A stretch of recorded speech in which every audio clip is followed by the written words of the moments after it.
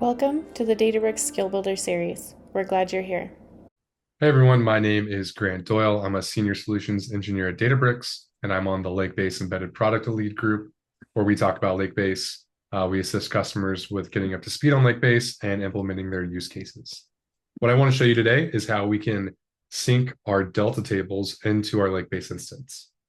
This is really valuable for providing those gold level tables that your warehousing team has been hard at work on building into a more OLTP type of data store to enable those quick lookups that something like an application might leverage. So let's go out to our Databricks workspace. I'm in the catalog viewer over here on the left, and I'm looking at a Salesforce account table. This is the table that I've ingested into Databricks. This is a Delta table within my Unity catalog. It is fully governed within my Unity catalog environment. And creating a synced table to our Lakebase instance is very straightforward. I'm going to go over to this button on the right. I'm going to hit this create dropdown. I'm going to select the synced table option. So here we can choose a lot of different things. We're going to stick to the auto scaling button. I'm going to select my project name, Skill Builder GD. You would just choose your database project there. I'm going to select the production branch and the Postgres database that this is tied to. Here we can also choose which columns are our primary key columns. For this Salesforce table, it is an ID column. I am denoting that this key is unique. That'll change some of the behavior during the sync. And down here, we can choose all the different sync modes that we want. So I can choose between on-demand and continuous.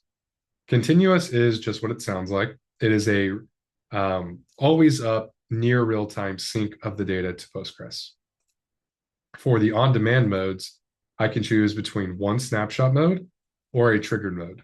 So snapshot is good if I want to do this in kind of a one-off fashion. I'm going to be going into the UI, I'm going to be running these snapshots. But if I want to run that on more of a schedule, I can go to the triggered mode and set that there.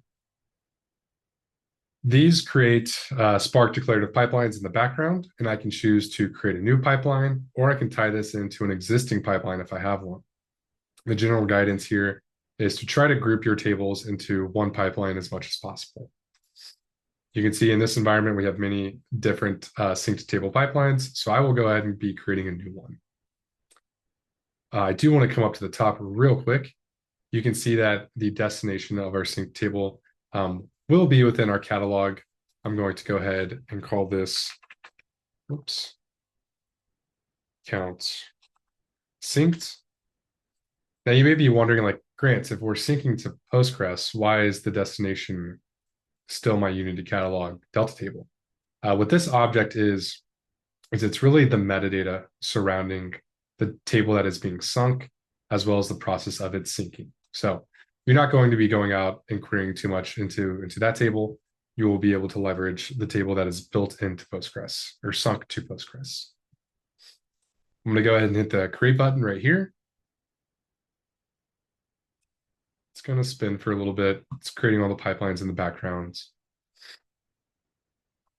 And we can actually go out and view that pipeline.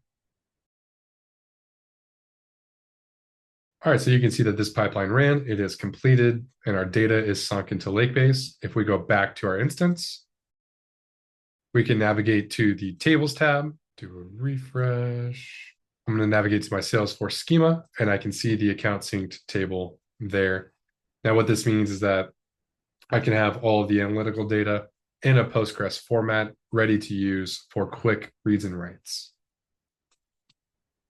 This has been how to sync Delta tables into Lakebase. Keep following the channel for more on how to do all the cool things with Lakebase.